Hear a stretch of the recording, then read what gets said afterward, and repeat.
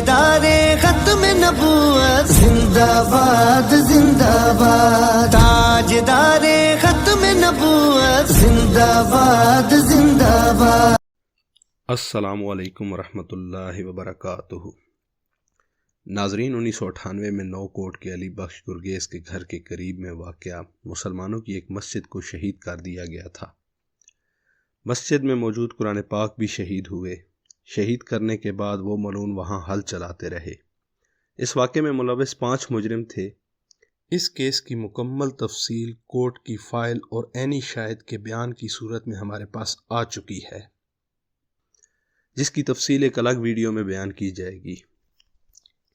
आज हम बात करेंगे इस वाक़े की जो नौकोट शहर में इसी मस्जिद की शहादत के रद्द अमल में एक पुरअमन एहतजाजी रैली के दौरान पेश आया। मस्जिद को शहीद किए हुए 3 दिन गुजर गए। इलाके में बिल्कुल खामोशी थी, लेकिन इलाके के कुछ गयूर मुसलमानों तक ये बात पहुंच गई। एक मुसलमान ताहिर पठान साहब इस जगह पर गए। वहां पर कादियानियों के 30 से 35 लोग जमा थे, जिन्होंने इनसे मुमारी भी की। खास करके अल्लाह रखा कादियानी ने धमकियां भी दी। वहां पर ताहिर पठान की मुलाकात अली बख्श गुरगेज से हुई। अली बख्श गुरगेज ने ताहिर पठान को सारी सूरत हाल से आगाह किया। ताहिर पठान साहब ने वापस नौकोट आकर इलाके के गयूर मुसलमानों को सारी सूरत हाल से आगाह किया।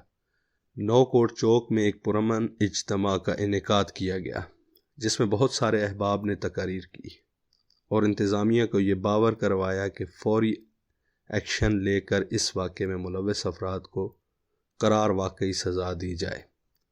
वहाँ पर यह रैली जो जुलूस की शक्ल इख्तियार कर चुकी थी, शुरकाए जुलूस इसी इंतज़ार में थे कि इंतज़ामिया की तरफ से कोई ज़िम्मेदार आएगा और शुरकाए जुलूस को बाज़ाब्ता कार्रवाई की यकीन दहानी करवा देगा, तो शुरकाए जुलूस पुरअमन अंदाज में वापस चले जाएंगे।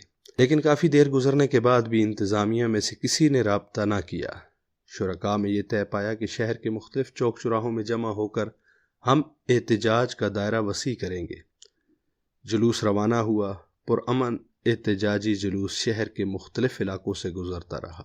जौक दर जौक लोग शामिल होते रहे। गवर्नमेंट हाई स्कूल नौकोट के हेड मास्टर फरमान कायम खानी, मास्टर खुर्शीद कायम खानी और इनके स्कूल के सीनियर क्लासों के बच्चे भी शामिल हो गए। रेहान रज़ा कायम खानी और सरवर सिंध साइकिल वर्कस वालों की कोशिश से भी शहर के बहुत सारे लोग शरीक थे।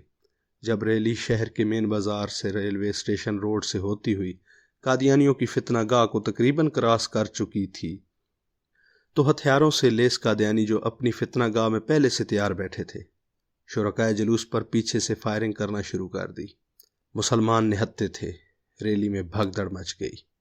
फायरिंग के नतीजे में अली मुर्तज़ा बिन मोहम्मद इब्राहिम जट, अनवर कायम खानी बिन बागी खान कायम खानी सख्त ज़ख्मी हो गए और भी मुसलमानों को मामूली ज़ख्म आए। मुसलमानों को शदीद दुख पहले ही था, ऊपर से ये जुल्म व बर्बरियत और इंतज़ामिया की खामोशी शदीद गम व गुस्से में बदल गई। मुसलमानों ने अपने बचाव के लिए पास में मौजूद पेट्रोल पंप से तेल की बोतलें खरीद कर फितनागाह में फेंकी, तो तब फायरिंग बंद हुई। कादियानी भागकर पास ही में मौजूद सरकारी इमारत में जा छुपे। दरपर्दा इंतज़ामिया इस सारे अमल में मामन थी, लेकिन जब कादियानियों की तरफ से पहले चोरी ऊपर से सीना जोरी वाला अमल हुआ, तो मुश्तइल अफराद ने कादियानियों की मरकज़ी फितनागाह को निस्तो नाबूद करना शुरू कर दिया। तब जाकर पुलिस की आमद हुई। सरकारी इमारत में छुपे 14 कादियानियों को सरकारी इमारत में मौजूद जिम्मेदारान ने पुलिस के हवाले कर दिया। इन फायरिंग करने वालों में 14 कादियानियों के नाम सर फहरिस्त हैं।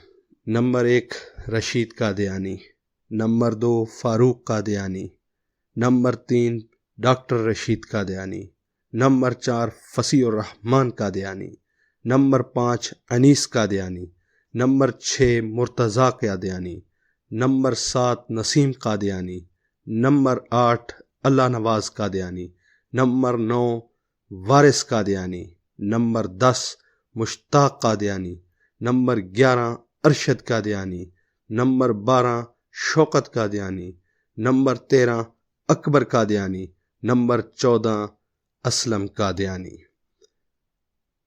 उधर मुसलमान जख्मियों को सिविल हॉस्पिटल नौकोट में एडमिट कराया गया। جہاں ان زخمیوں کو میرپور خاص سول ہاسپٹل میں ریفر کیا گیا، اور یہ سب پولیس کی نگرانی میں ہوا۔ اس کے بعد زخمیوں کو آنکھیں باندھ کر نامعلوم مقام پر چھپا دیا گیا تاکہ فائرنگ والے معاملے کے ثبوتوں کو مٹایا جا سکے یا تول دیا جا سکے۔ جب زخمیوں کے بارے میں کچھ پتہ نہیں چل رہا تھا تو مسلمانوں نے مولانا احمد میاں المعروف حمادی میاں، خطیب و امام جامع مسجد ٹنڈو آدم کے ساتھ مل کر 3 دن تک شہر میں شٹر ڈاؤن ہڑتال کی۔ تب ایس پی میرپور خاص نے آ کر مسلمانوں سے بات چیت کی اور کہا، اب ہڑتال ختم کرو، ہم تمہیں تمہارے بندے واپس دیتے ہیں۔ دوسرے دن جڈو سول ہسپتال میں علی مرتضیٰ اور انور علی کی موجودگی کا بتایا گیا۔ ناظرین، دوسری طرف جن 14 قادیانیوں کو ہتھیاروں سمیت گرفتار کیا جاتا ہے، انہیں پولیس سیدھا چودھری محمود قادیانی اور چودھری مبارک قادیانی کے اوطاق پر لے جاتی ہے، جن سے بھاری رشوت کے عوض 10 لوگوں کو چھوڑ دیا جاتا ہے۔ اس سارے واقعے کے بعد طرفین کے کیسز بھی دائر ہوئے، لیکن پولیس نے قادیانیوں کی پشت پناہی جاری رکھی۔ مسلمانوں کے 15 افراد پر جبکہ قادیانیوں کے 14 افراد پر کیس داخل ہوئے۔ اور یاد رہے کہ قادیانیوں کے وہ لوگ تھے جو مسلح ملے تھے، لیکن یہ بھی واضح کرتا چلوں کہ 10 قادیانی کبھی بھی عدالت میں پیش نہیں ہوئے۔ جب کیس چلا تب تک ان کو بیرون ملک فرار کروا دیا گیا، جبکہ مسلمانوں میں سے چن چن کر مناسب وسائل والے لوگوں کو نامزد کیا گیا۔ اس کے پیچھے بھی مقصد وہی کہ کیس کا باقاعدہ دفاع نہ کیا جا سکے اور مناسب وسائل والے یہ مسلمان کچھ وقت کے بعد تنہا رہ جائیں اور تھک ہار کر کیس سے پیچھے ہٹ جائیں۔ مولانا حمادی صاحب نے بھاگ دوڑ کر کے ان کی ضمانتیں کروائی۔ کیس حیدرآباد ATC کورٹ میں چلا۔ ATC سے سیشن کورٹ میرپور خاص میں منتقل ہوا۔ کچھ وقت بعد وہاں سے سول کورٹ جیمس آباد میں ریفر ہوا، وہاں سے سول کورٹ ڈگری میں بھیجا گیا۔ ڈگری والوں نے پھر سیشن کورٹ آف میرپور خاص بھیجا۔ میرپور خاص والوں نے high court of Hyderabad, Hyderabad والوں نے سیشن کورٹ میرپور خاص، اور پھر سیشن کورٹ میرپور خاص نے سول کورٹ جیمس آباد میں بھیجا۔ اور اس وقت جیمس آباد کی کورٹ کی خاتون جج صاحبہ نے فیصلہ مسلمانوں کے حق میں دے کر انہیں 2008 میں آزاد کیا، اور خدا خدا کر کے یہ گول چکر ختم ہوئے جن کا ہم صرف سن کے چکرا کے رہ گئے ہیں۔ اور وہ ناچار مسلمان یہ تھے: طاہر پٹھان، علی مرتضیٰ جٹ، انور کے، زاہد کے، عظیم راجپوت، ماسٹر خورشید کے، سرور ارائیں سندھ سائیکل ورکس والے، پرویز منگل، شکیل مجاہد قائم خانی، بابو کھچی مندرا، اشرف چانڈیو، غلام محمد ٹنگڑی، مٹھو ٹنگڑی، مولوی عبد الرحمن کمبو اور فخر الدین ملک۔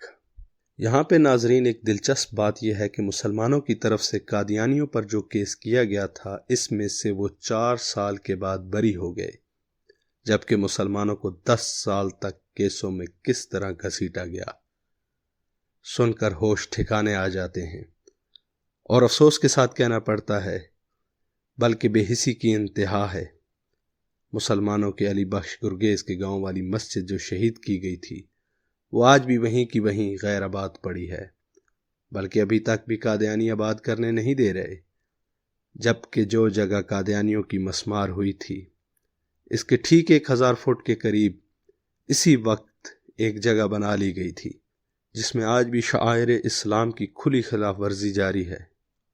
بلکہ آگے چل کر جب ہم تفصیل میں جائیں گے تو آپ کے علم میں آئے گا کہ پورے میرپور خاص ڈویژن میں ان کی تعداد سینکڑوں میں پہنچ چکی ہے، چاہے ظاہری لبادہ مذہبی ہو یا ویلفیئر کا۔ اور ابھی تو اس تباہ کی ہوئی فتنہ گاہ کو بھی 4 دیواری دے دی گئی۔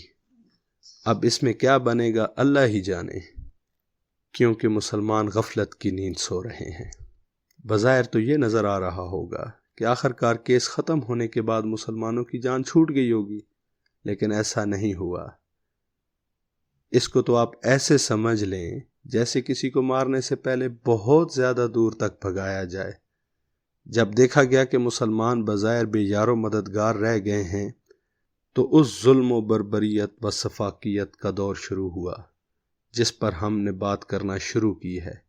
ان متاثرین میں علی بخش گرگیز کا گھرانہ اور علی شیر جٹ و برادران نمایاں نظر آتے ہیں۔ دعوے داران عشق رسالت زبانی دعووں میں کہاں کھڑے ہیں، اور دجل و فریب ان کے گرد کیا جال بن چکا ہے، یہ آنے والی ہر قسم میں آپ پر واضح ہوتا جائے گا۔ ابھی کے لیے اجازت، والسلام، مجھے ہے حکم اذاں۔